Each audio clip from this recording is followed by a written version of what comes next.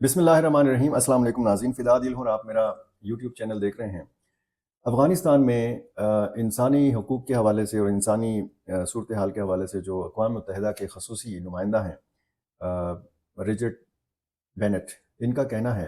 इन्होंने बड़े सख्त इल्ज़ामात लगाए हैं तालिबान के ऊपर, अफ़गान हुकूमत के ऊपर। उन्होंने कहा कि जी तालिबान के जो ज़ेर कंट्रोल अफ़गानिस्तान है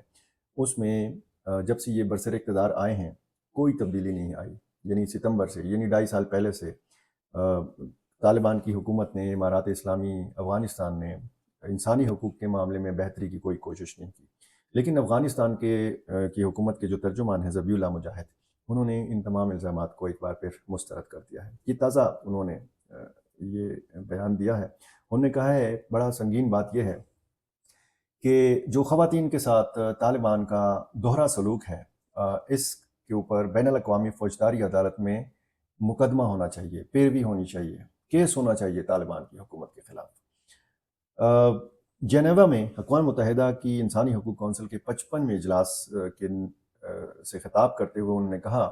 कि ख़वातीन के साथ तालिबान के दोहरे सलूक के मामले को न सिर्फ बैनुल-अक़वामी फ़ौजदारी अदालत में बल्कि दीगर अदालतों में भी चलाया जाना चाहिए। ये वो जगह है जहाँ इंसानी हकूक़ की खिलाफ वर्जियों से मुतल्लिक़ मुकदमात का फ़ैसला किया जाता है। उन्होंने कहा कि तालिबान ने अफ़गानिस्तान में ख़वातीन के साथ बुरा सलूक किया है, अच्छा सलूक नहीं किया, और अफ़गानिस्तान में ख़वातीन के ख़िलाफ़ जो कुछ हो रहा है उसे सिनफ़ी इम्तियाज़ कहा जा सकता है। अफ़गानिस्तान के मौजूदा हुक्मरानों ने एक ऐसा निज़ाम ईजाद किया है जो ख़वातीन और लड़कियों के साथ इम्तियाज़ी सलूक, जबर और बेदखली और इस किस्म के सारे जो अल्फाज हैं वो इस्तेमाल किए गए हैं। उन्होंने कहा कि ये इंसानियत के ख़िलाफ़ जुर्म है। और उन्होंने ये भी कहा कि इस सूरत हाल को, जैसे पहले भी ज़िक्र हुआ, कि सिनफ़ी इम्तियाज़ जो है इसके तौर पर देखा जा सकता है। रिचर्ड बेनेट ने मज़ीद कहा कि गुज़श्ता चंद महीनों में तालिबान हुकूमत ने ख़वातीन को हिजाब, यानी आपने सही तरीके से हिजाब नहीं पहना, इस मामले के ऊपर भी उन्होंने ख़वातीन को हिरासत में लिया, उनको कैद किया, और फिर उनके ख़ानदान के जो मर्द हैं वो आए और उनकी ज़मानत पर रिहाई मुमकिन हुई। मिस्टर बेनेट के मुताबिक तालिबान हुकूमत के जो अहलकार हैं वो अपने रहनुमा मुल्ला हैबतुल्लाह अख़ुंज़ादा के आम माफ़ी के फ़रमान पर अमल दरामद के लिए तैयार नहीं है। यानी जो जब पहले दिन से, यानी दूसरी मरतबा अफ़गान तालिबान बरसर इक़्तिदार आए तो उन्होंने आम माफ़ी का ऐलान कर दिया था। अब आम माफ़ी का ऐलान तो ज़ाहिर है कि उन्होंने अपने मुखालफिन के लिए किया था, और लेकिन यहाँ पर कहा यह गया है कि जी जो तालिबान हुकूमत के एहलकार हैं वो आम माफ़ी के फ़रमान पर अमल दरामद के रवादार नहीं हैं और कई बार इस फरमान की खिलाफ वर्जी कर चुके हैं। उन्होंने कहा कि तालिबान अपने वादों पर अमल नहीं कर रहे। कौन से वादे? वही जो दोहा मुआहदे में किए गए वादे थे जो अमेरिका और तालिबान के माबैन हुआ। और उन्होंने ये कहा कि पिछली हुकूमत के फ़ौजी और सिविलियन मुलाजमीन के लिए आम माफ़ी के साथ साथ कैदियों के साथ सलूक के हवाले से जो है उनकी हिदायत की खिलाफ वर्जी की जा रही है। उनकी हिदायत, यानी मुल्ला हैबतुल्लाह की जो हिदायत थी इस हवाले से कि सिविल मुलाजमीन के लिए, फ़ौजियों के लिए जो अफ़गान नेशनल आर्मी थी या अफ़गान पुलिस थी, या जो कैदियों के साथ सलूक के हवाले से उनकी हिदायत थी, मिस्टर बेनेट जो हैं ये कहते हैं कि तालिबान के जो अहलकार हैं, हुकूमत के अहलकार हैं, वो मुल्ला हैबतुल्लाह के अहकामात पर, उनके फरमान पर अमल दरामद नहीं कर रहे हैं। और उनका ये इल्ज़ाम है कि वो बदतमीज़ी करते हैं, वो लोगों पर तशद्दुद करते हैं और वो उन्हें ज़िल्लत आमेज़ सज़ाएँ देते हैं, और ज़िल्लत आमेज़ जो है उनके साथ आम शहरियों के साथ सलूक किया जाता है। ये भी उन्होंने कहा कि गुज़श्ता 2 हफ़्तों में बामियान, गज़नी, जोचान और लग़मान में लोगों को सरेआम पीटा गया, मारा गया, और उनको क़सास, जिस तरीके से वो एक शरई सज़ा है वो दी गई, मतलब कातिलों को गोली मारी गई। उन्होंने कहा कि जो ये सारे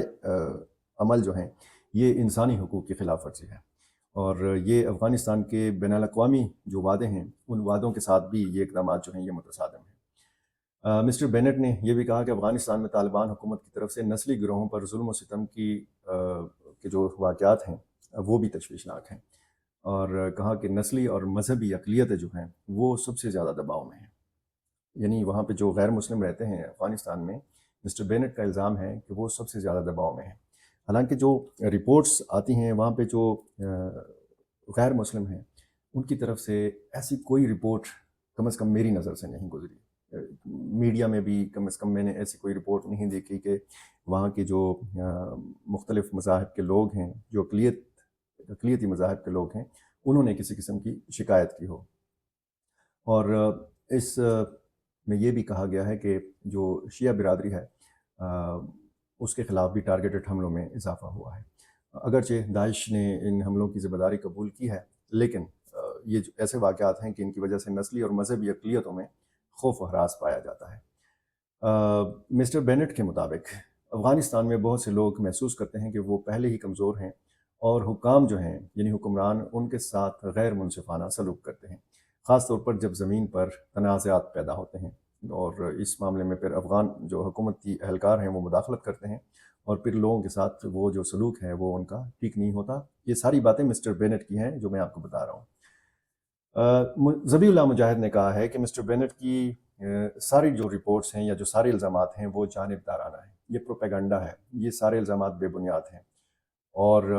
مسٹر بینٹ نے افغانستان میں مختلف شعبوں میں جو پیش رفت ہے، جو ترقی ہے، جو لوگوں کا اطمینان ہے، انہوں نے اس اطمینان کا کوئی ذکر نہیں کیا۔ افغان حکومت کے اچھے اقدامات کا مسٹر بینٹ نے کوئی ذکر نہیں کیا۔ ذبیح اللہ مجاہد کا کہنا یہ ہے کہ افغان حکومت نے بہت اصلاحات کی ہیں مختلف شعبوں میں، تو مسٹر بینٹ کو چاہیے تھا کہ وہ ان اصلاحات کا بھی ذکر کرتے اور پھر بتاتے کہ جو صورتحال اس وقت افغانستان میں ہے وہ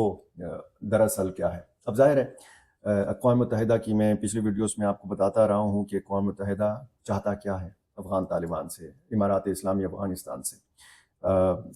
اقوام متحدہ کے پیچھے امریکہ ہوتا ہے، مغربی طاقتیں ہوتی ہیں، ان کا اپنا ایجنڈا ہوتا ہے، اور جس طریقے سے زیر دباؤ لانے کی کوشش کی جا رہی ہے امارات اسلامی افغانستان کو، تو ہم دیکھتے ہیں کہ فوری طور پر پھر ذبیح اللہ مجاہد کا رد عمل بھی آ جاتا ہے۔ اس حوالے سے بہت سارے معاملات ایسے ہو سکتے ہیں کہ افغان طالبان کی جو قیادت ہے ان کے بیچ میں بھی اختلاف رائے ہو، خواتین کے حقوق کے معاملے میں، انسانی حقوق کے معاملات کے حوالے سے،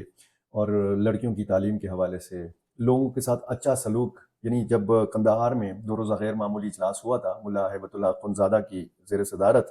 اور ان کا آڈیو پیغام بھی سامنے آیا تھا، تو انہوں نے اس بات پر زور دیا تھا کہ جو طالبان کے حکام ہیں وہ شہریوں کے ساتھ، عام شہریوں کے ساتھ نرم رویہ رکھیں۔ اس کا مطلب کیا ہے؟ اس کا مطلب یہ ہے کہ ان تک بھی یہ رپورٹس پہنچی تھیں کہ ہاں کچھ واقعات ایسے ہیں جیسے ملکوں میں ہوتا ہے، باوردی پولیس یا فوج کے لوگوں سے شکایات ہوتی ہیں لوگوں کو، اس طرح افغانستان میں بھی ہو رہا ہے۔ پاکستان میں جس طرح پولیس اہلکاروں سے عام شہریوں کی شکایات ہوتی ہیں، کیونکہ وردی کا زور تو ظاہر ہے کہ اب جس کے ہاتھ میں بندوق ہے، اب افغان طالبان جگہ جگہ آپ کو بڑے شہروں میں نظر آتے ہیں، اور ان میں تمام جو طالبان ہیں یا جن کے ہاتھ میں بندوق ہے ان کی ذہنی سطح جو ہے وہ تو ایک برابر نہیں ہے۔ ان میں بہت کم پڑھے لکھے لوگ بھی ہیں، ان میں بہت تعلیم یافتہ لوگ بھی ہیں، ان میں ظاہر ہے کہ جو ہمارے سامنے جو فیس ہے وہ تو ان لوگوں کا ہے کہ جو ہمیں میڈیا میں نظر آتا ہے۔ اب ملا ہیبت اللہ کا تو فیس نہیں ہے، ان کی ایک تصویر ہے جوانی کی، وہ آپ کو نظر آتی ہے، ہمیں نظر آتی ہے، لیکن وہ خود میڈیا پہ نہیں آتے، وہ مزید اپنی جو تازہ ترین تصویریں ہیں وہ نہیں جاری کرتے، وہ ان کو ان کی تصویر بنانے، ان کی ویڈیو بنانے کی بھی اجازت نہیں ہے۔ ہمارے سامنے جو فیس ہے طالبان کا وہ ملا محمد حسن اخند ہیں،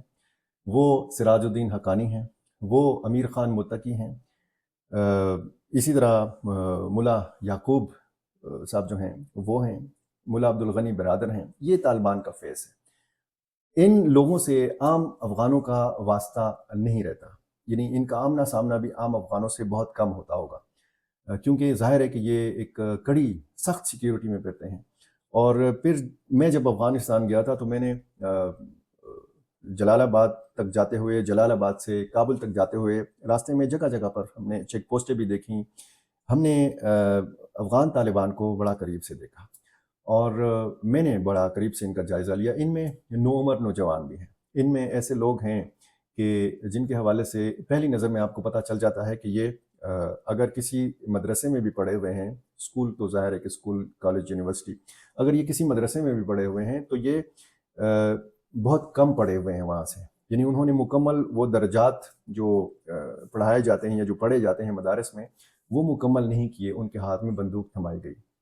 اور وہ کڑے ہیں، چیک پوسٹوں کے اوپر کڑے ہیں، اپنی ذمہ داریاں پوری کر رہے ہیں۔ یہ ان دنوں کی بات ہے جب یہ تقریباً شروع میں آئے تھے، کچھ ہی مہینے ہوئے تھے ان کو، اور بے سر و سامانی، ان کا کوئی یونیفارم نہیں تھا، شلوار قمیص، ان کا اپنا روایتی جو حلیہ اور ہاتھ میں بندوق۔ یہی بندوق جو ہے وہ ان کی طاقت کی علامت تھی، اور ظاہر ہے کہ جب ایک بندے کے پاس اختیار آتا ہے، بندوق آتی ہے، وردی آتی ہے، اختیار آتا ہے، اس کو یہ احساس جب آتا ہے کہ جی میں حاکم ہوں، میری مانی جائے گی، میرا حکم چلے گا، تو پھر ایسے واقعات بھی آتے ہیں کہ عام شہریوں کو شکایات کا موقع ملتا ہے، عام شہریوں کو شکایات پھر ہوتی ہیں، اور اسی قسم کی، اور جب ہم افغانستان کے موجودہ عدالتی سسٹم کے حوالے سے بات کرتے ہیں تو اس میں مختلف سطح ہیں، اس میں بھی اب پوری تفصیل تو میرے پاس نہیں ہے کہ اس میں کس طریقے سے ملزمان کو پیش کیا جاتا ہے، کس طریقے سے ان کو صفائی کا موقع ملتا ہے یا نہیں ملتا۔ ظاہر ہے کہ اور جب بہت سارے شواہد اور بہت سارے ثبوتوں کے بعد فیصلہ کیا جاتا ہے قصاص کا، اور جس طریقے سے قاتلوں کو گولی ماری گئی، تو اس کے بعد ظاہر تنقید بھی ہوتی ہے، اور سر عام سزاؤں کے حوالے سے تو